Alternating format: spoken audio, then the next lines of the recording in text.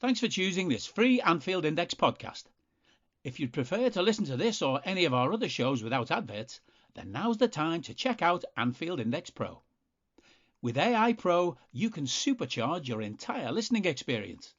You'll not only get all of our podcasts without the ads, but you'll have them far faster with our Quick Publish feature available exclusively for subscribers. AI Pro also puts you in the heart of our sound studio, with an option to listen to many of our shows live and interact with the podcasters in real time as the shows are recording. Upgrading couldn't be easier.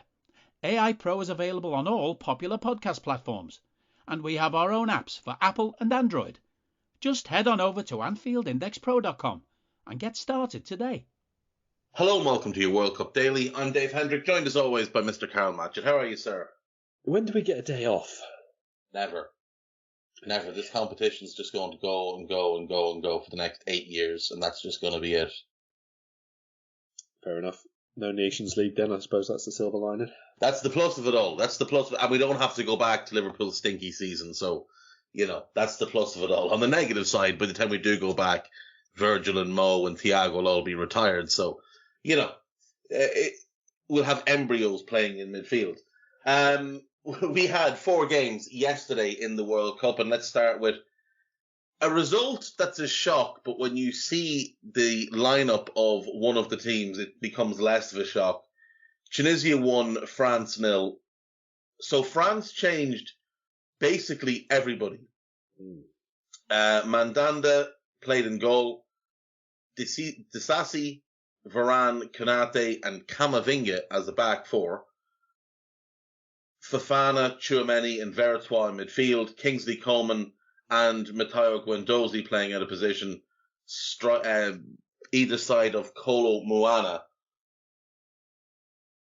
Algeria, to their credit, defended really well, as we thought they would, and Khazri, who is their main goal getter, stepped up when they needed them to step up, got them the goal.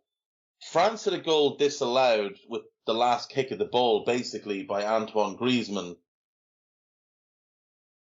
I didn't think it should have been disallowed, but I'm not 100% certain on the rule there.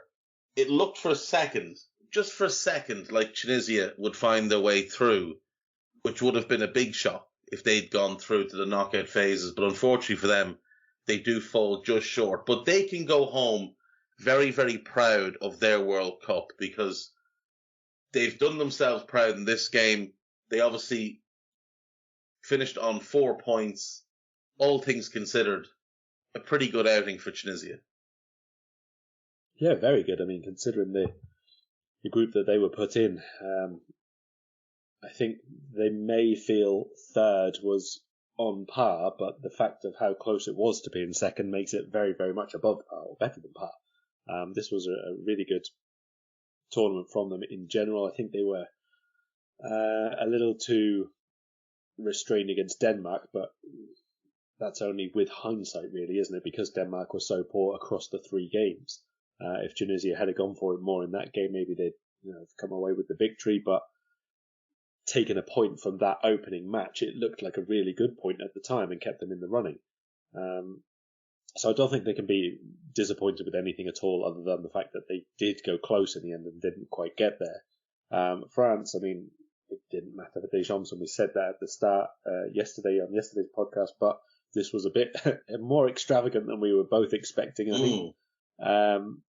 I mean, when I saw the lineup, I was trying to figure out who was playing right wing back because I assumed it was going to be a back 3 with Disasi, Varane, and Konate, but it was nothing in the end, really. Let's be perfectly honest. I don't think I ever want to see Guendouzi in those sorts of positions again. No. And that's even by the fact that I don't even really want to see Guendouzi on the pitch most of the time at all. So interesting, let's say, to say the least. At least everyone got a run out. They got minutes in their legs, and Ibrahima Konate was roundly praised for his performance. Yeah, he was awesome. To be fair, he was awesome. Let down, funnily enough, by Raphael Varane on the goal.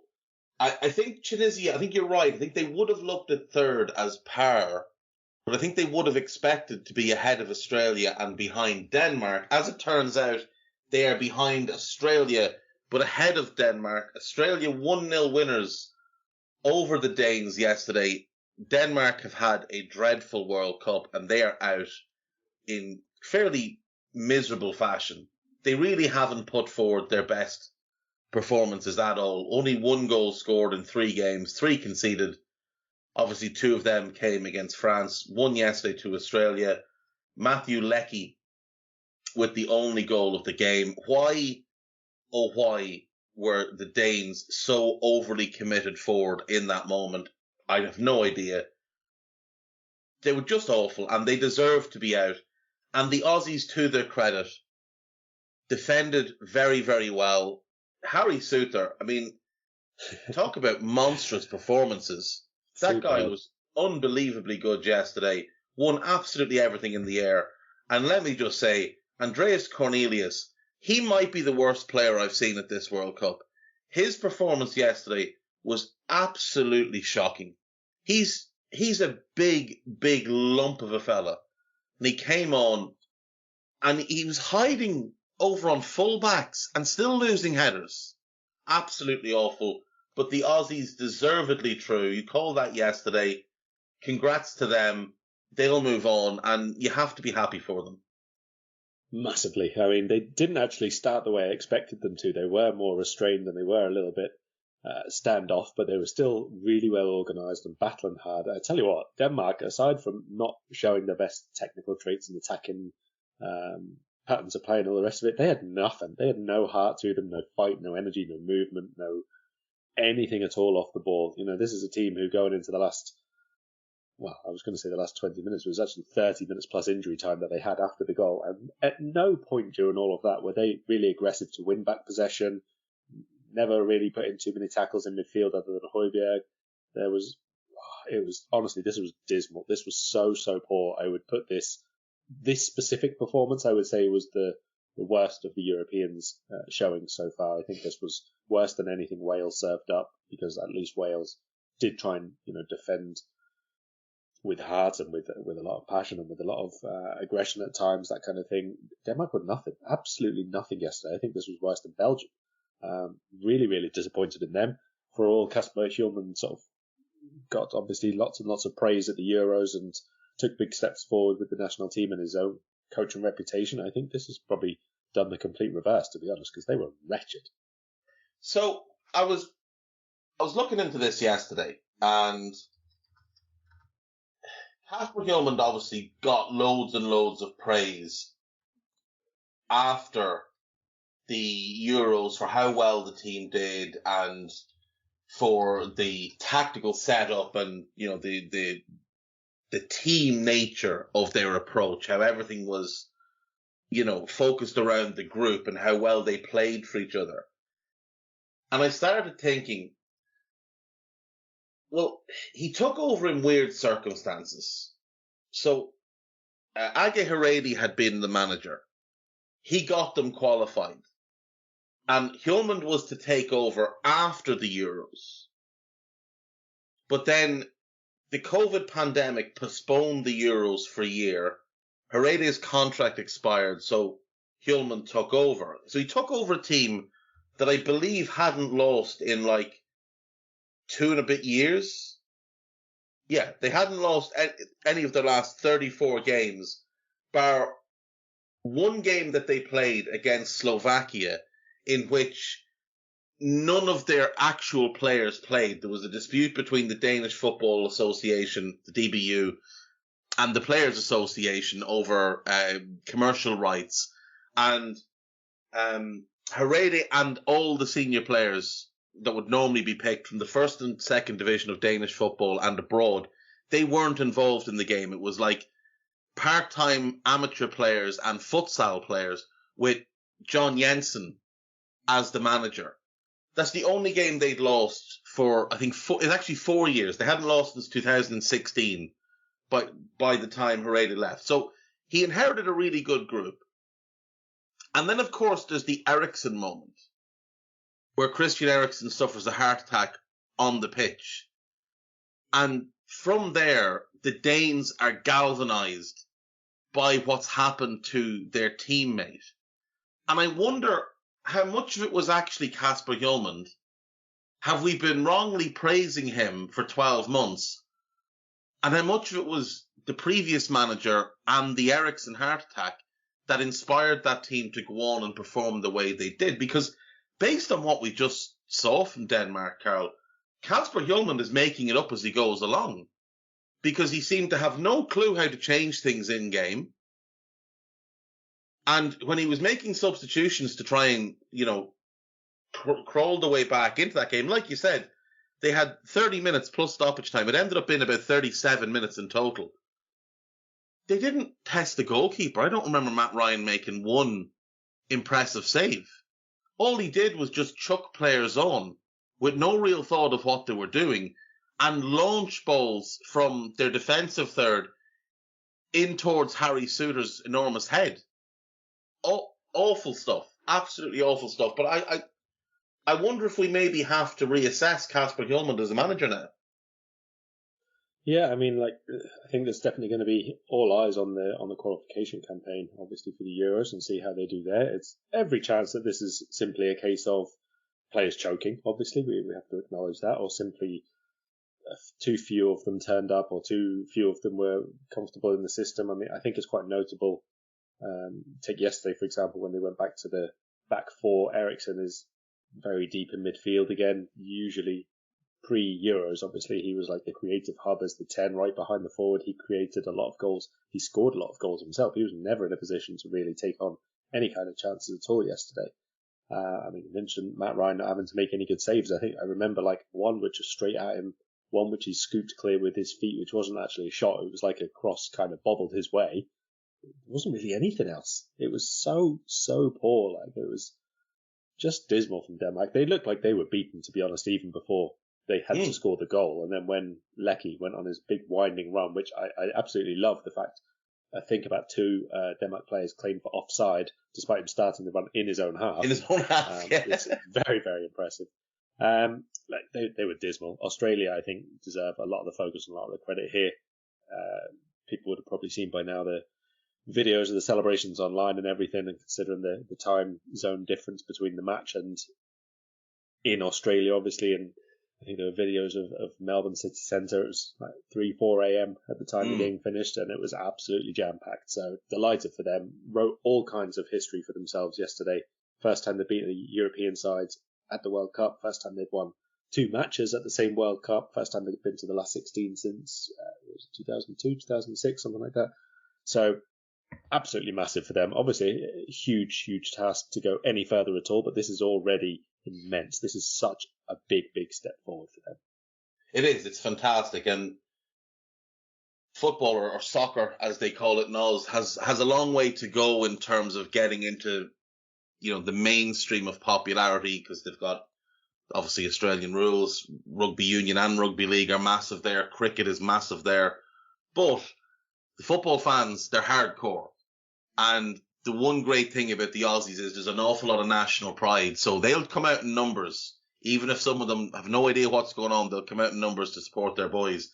And like you said, the scenes from the cities were unbelievable. I've still got friends living in Perth, and they were sending me pictures from Northbridge, and the place was just chock-a-block. The Aussies had invaded all the Irish bars, knowing that they'd be full of Irish lads watching a World Cup that we're not involved in. It was great to see them doing so well. Absolutely brilliant to see them doing so well. And for the Danes, they've got to go back to the drawing board. They've got to figure out where they go next. Players like Moritz Kjærgaard, players like Mo Daramy, Rasmus Højlund, those are the young generation that they need to get integrated into this team, and hope that either Højlund or Daramy explodes and becomes the 9 that they need, because they just never looked like scoring yesterday. Moving on, the later games. Poland 0, Argentina 2. Argentina given a soft penalty in the first half. Lionel Messi steps up, misses. The Argies dominate. Poland somehow cling to a 0-0. But 1 minute into the second half, Alexis McAllister opens the scoring, and then Julian Alvarez wraps it up with a second goal. Argentina 2, Poland 0. Argentina through as top of the group, which, considering how they started, is a really good turnaround for them. They will face Australia in the round of 16. And that's another big test for Argentina, because Australia will be really up for that one as well. If the entire watching world is not looking forward to Harry Souttar against Lionel Messi, I don't know what to do at this point. That's it's what the we're two here best for. players in the the world, is what we're saying. Absolutely is. That is though, isn't it? It's what World Cup is all about. Like, there's teams and players that you don't normally come up against, and it only takes a result or two to go weirdly to find these really crazy matchups and really one-sided encounters that you're still actually not quite sure is going to go to plan and all of that. So Argentina were very, very good. Argentina were also allowed to be very, very good. I mentioned earlier the Denmark performance was the worst from a European side I've ever seen. I think Poland just about better than them, only by virtue of about two players on the team, because there were a couple of them putting in some amounts of effort, and I would point there to Wojciech Szczesny and Kamil Glik. Other than that, this was an abomination, and if they had gone through on yellow cards, I don't know what I would have done. I would have been anti every single rule in the FIFA playbook if necessary. They were shocking. They were awful, and like you said, for a time they were going through on yellow cards. They were clinging on to even that, because it looked a certainty that Argentina would get a third. But it wasn't to be. 2-0. Poland will go through in second place, and obviously they'll face France now, which it's not straightforward for France, but it's one they'll fancy winning. In the other game in that group, it was Mexico who looked like they'd be the team who miss out on a place in the round of 16 on yellow cards. So they were trying to force the issue and go and get a third goal. They'd gone 2-0 up through Henry Martin and Luis Chavez, who'd scored on 47 and 52. But by overcommitting to find that third goal, they left themselves open at the back. Aldasari hits them on the counter, and Saudi Arabia get a goal back. Mexico 2, Saudi Arabia 1. Mexico finished third, and the Saudis, unfortunately, finished bottom. But no one can ever take away from them the fact that in their opening game, they came from 1-0 down against Argentina and Lionel Messi and beat them 2-1. And Argentina, going through, still one of the favourites to win the tournament, and Saudi Arabia will be able to look at them forever and say, well, we beat you. Yeah, I mean, it's crazy that after that they finished bottom. Again, a very, very tight group. This was so difficult to call all the way through, I think, after that first result. Honestly, you play out that group again, I don't think you get the same 4 positions. Certainly you wouldn't get the same 4 points amounts. There were some interesting performances along the way, let's say. It's good that Mexico did finally manage to get their boots shipped over from Central America to Qatar, obviously, and finally managed to put the ball in the back of the net, because previous to that it was a bit of a horror show once they got into the final third. But free kick was probably the best one we've seen this tournament. Some of their build-up play was obviously very, very good. They did have the ball in the net a third time, only to be offside. I think they'll be disappointed with themselves, to be honest, to not have gone through that group. They left it too late. They were a little bit too reserved, I think, against Poland, especially in that first game. Very, very good, again, from Saudi Arabia in terms of some of the counter-attacking play that they had, but defensively it wasn't quite as rigorous and as difficult to break through, let's say, this time. No, it wasn't at all. Right, moving on to today's games.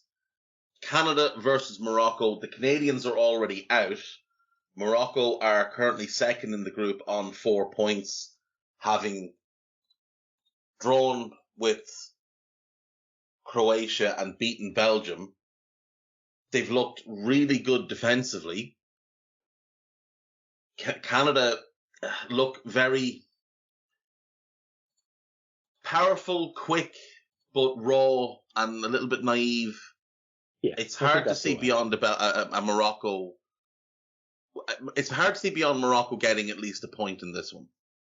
Yeah, I agree. I think the word you use there is right for Canada. It's naivety, isn't it? They're very, very enthusiastic and adventurous, and they have some really good link-up play.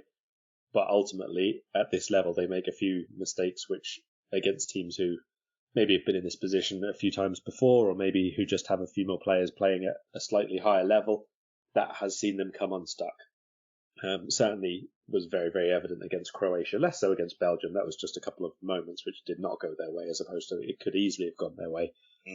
But certainly against Croatia, I think that midfield just turned it on, and Canada could not deal with that. So I do wonder how many changes Canada are going to make, because on the one hand, they still have history to make. If they get the win, if they get the points, then that's the best ever World Cup for them. But on the other hand, do they want to give a few minutes or a start to people who might be involved in the next World Cup cycle?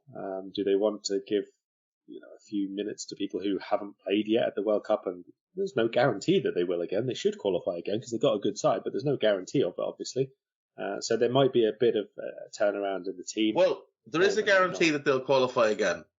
Oh, yeah, for the next one. Yes. For the next one. They're automatically into the next one. A fine point. Well made. So, yes, I guess that doubles down then, doesn't it? Do you want to start giving people some experience who they think might be playing a bigger role in the next one? It's not tricky, but certainly a balancing act to do. And obviously you'd hope that the levels of determination are still going to be there. But you're right, Morocco have looked really, really good. They're very well set up, nice balance to the team. I think Amrabat has played a very, very important role for them, holding midfield. I still think that a lot of Morocco doing anything depends on three very inconsistent players in attack, in Boufal, Ziyech and Ziri. When they do link up well, when they do turn up and show their obvious quality in terms of one-on-one play, in terms of vision and execution of decent passes, and obviously a bit of finishing as well, they're good. They're an actually good side. But when they don't, I don't think that they have too much beyond those three, unless the fullbacks are getting forward too well. And Mazraoui's not done too much in an attacking sense, at least. So still a little bit hesitant to say how far Morocco could go, but I definitely think they go through by getting something today. Yeah, I do as well. The other game in this group is massive. It is Croatia versus Belgium. Croatia topped the group on 4 points, but they're only ahead of Morocco on goal difference. If they were to lose today and Morocco picked up a point, Croatia would go out. So they need to ensure they get at least a point in this one. Belgium need to win the game, unless Morocco get heavily beaten by the Canadians, which doesn't look likely. If Belgium go out, it's probably the biggest shock and probably the most disappointing performance by any of the European teams, because more so because of the names in the squad. But what's overlooked, and we've talked about it, and I've talked about it on Two Footed, is how old this squad is and how poorly Martinez has done at turning this squad over and bringing through the next generation.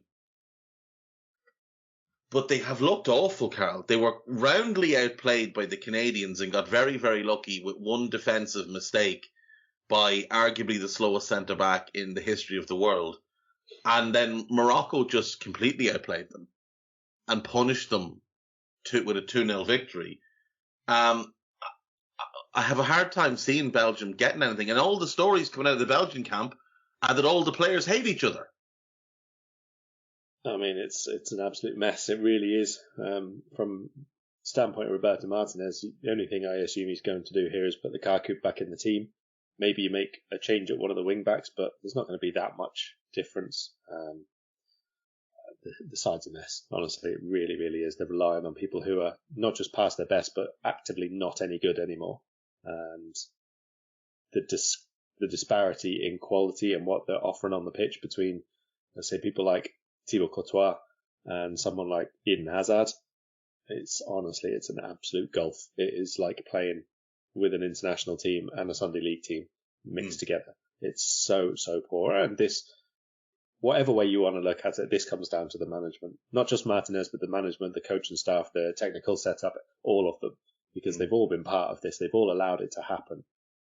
There's no good just saying it's on Martinez, because you can get instructions from your boss. You can be removed from your job by your boss. You have to have people overlooking this who is beyond just the head coach, just as it is in every other sport, in every other football team, in every other industry, anything at all. So this is on the national team setup as a whole.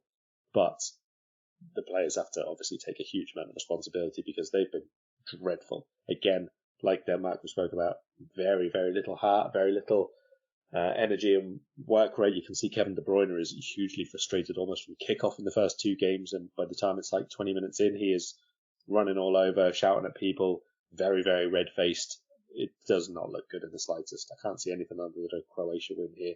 And honestly, if this was an absolute beating, I wouldn't be surprised. No, neither would I.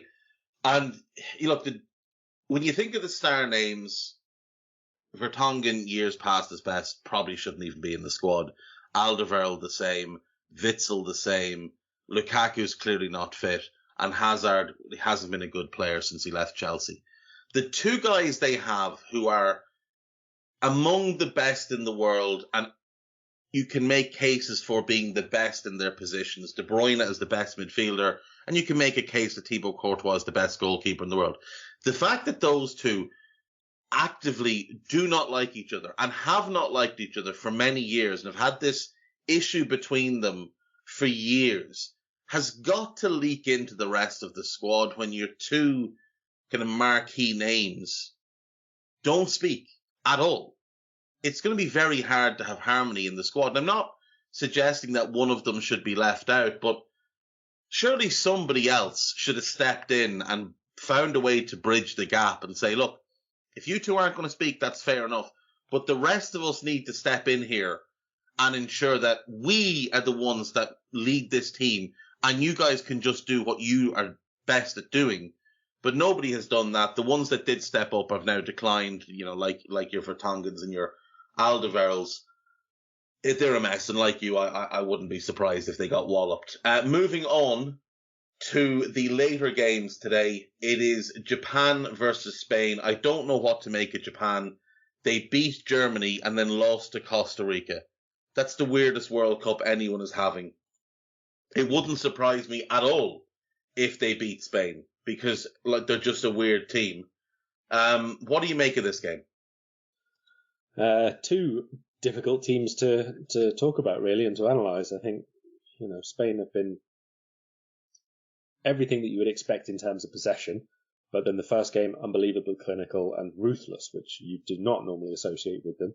And then against Germany, once they did take the lead in the fashion you would more expect Spain to take the lead in terms of more possession and slightly better technically, but not really creating too much. And then they just did take the lead. And that's kind of what Spain usually do. That's what happens to them. But then they didn't defend it very well. They didn't defend the area of the pitch very well. And they didn't defend in terms of keeping hold of the ball very well.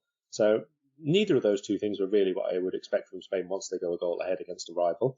Japan, like you say, it's just two very odd results. And the second game against Costa Rica was weirdly timid from them. I didn't really like what I saw from them whatsoever.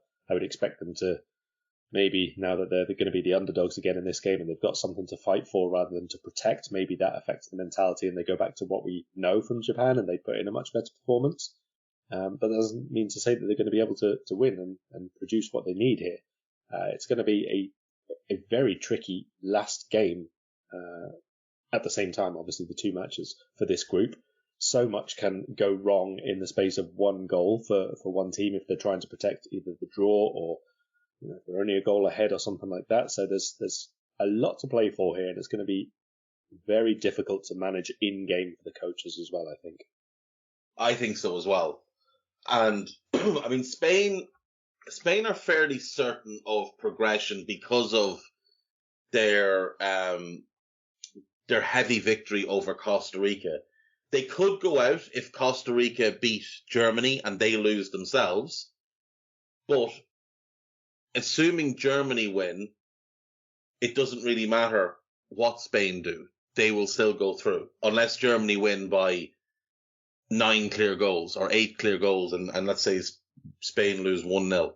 That other game is Costa Rica versus Germany. Costa Rica also having a bizarre World Cup, of course, having lost 7-0, and then beaten Japan 1-0. They make no sense to me either. They've got a star in goal in Keylor Navas, and just a bunch of hard-working players in front of them. They looked against Japan far more like the team we expected them to be. Germany haven't looked particularly good at all. I don't like the defensive makeup. I'm not overly keen on what's going on in attack. I expected a lot more from Hansi Flick in this World Cup. Now, I know he lost Timo Werner pre-World Cup, and that was a hammer blow. They've had the injury to Sane, which he's been able to play bit parts of, but he showed when he came on against Spain that he's such a game changer for them.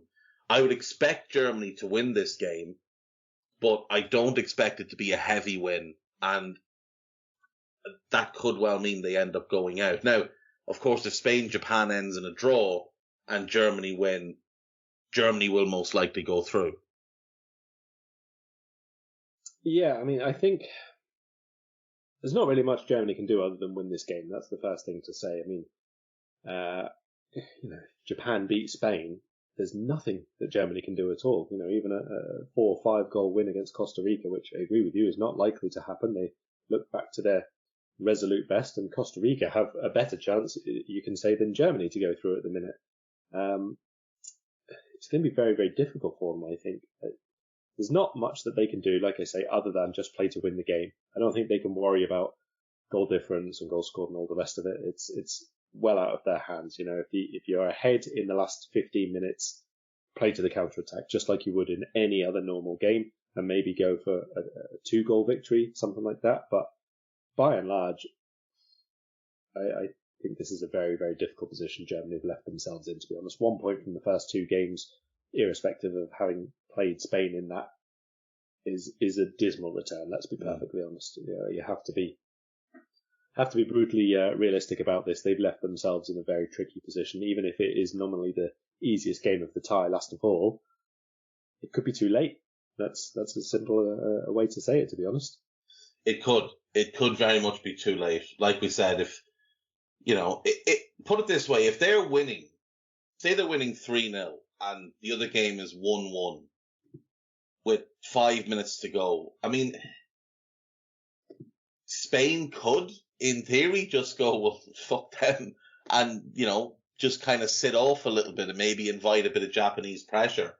Because Spain will fancy their chances against either Morocco or Croatia in the next round. I don't think they'll care who it is. Even Belgium. I think they'll be more than happy to play any of them. So for the Spaniards, as long as Costa Rica don't win, it doesn't really matter to them what the result is. As long as Costa Rica don't win that game, they're through.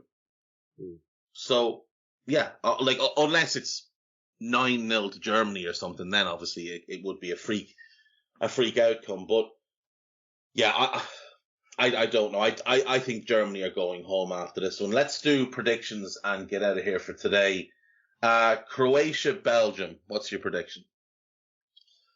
I think Croatia are capable of smacking Belgium's little bottoms, but I don't think that they will go all out and risk anything other than take the lead and play a bit safe and maybe score another one later on. So I'll go for 2-0 to Croatia.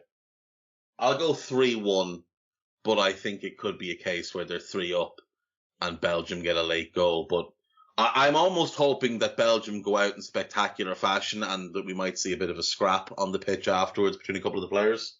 And maybe Vertonghen just goes up and chins Eden Hazard. Canada versus Morocco. 1-0 Morocco. It does seem like the likely result. I'll go 1-0 as well. Japan versus Spain. I haven't got a clue. I could easily see both these games being a draw, to be honest. I will go... I think Japan have mucked up their chances. I feel like Spain might do something here, and Japan have the late heartbreak of the group stage. So I'm going to go 1-0 Spain. Yeah, I mean, it's entirely possible that defeat to Costa Rica was just a shambles. Even the draw would have been enough, I think.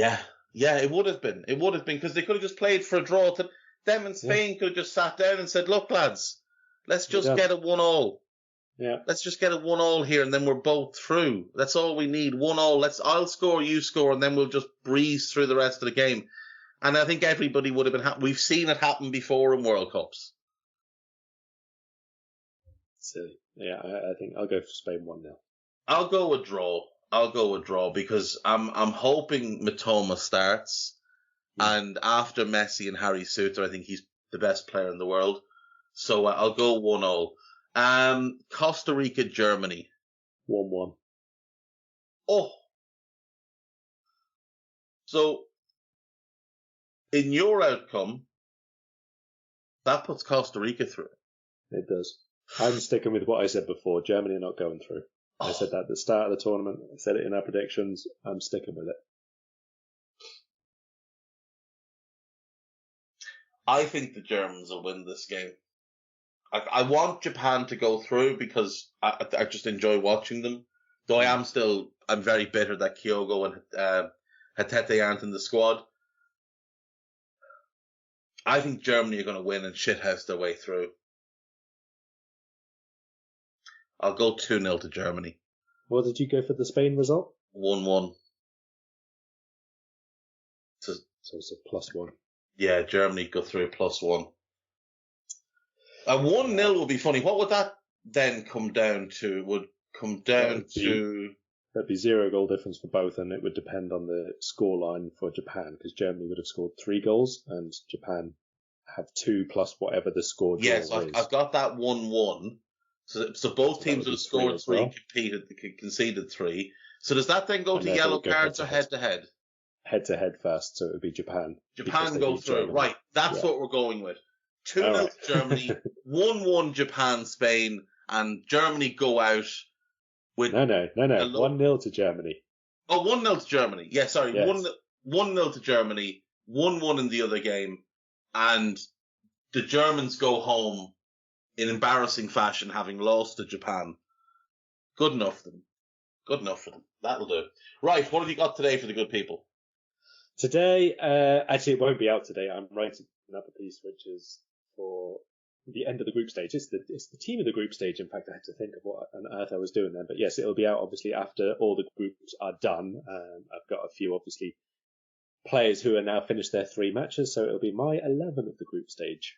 You'll have to stay tuned until, when is it? Tomorrow, the last group stage games? I've completely lost all of my sense of when the week is at the minute. So yeah. So tomorrow is the last games of the group stage. Then Saturday, we're straight into the round of 16 for Saturday, Sunday, Monday, Tuesday.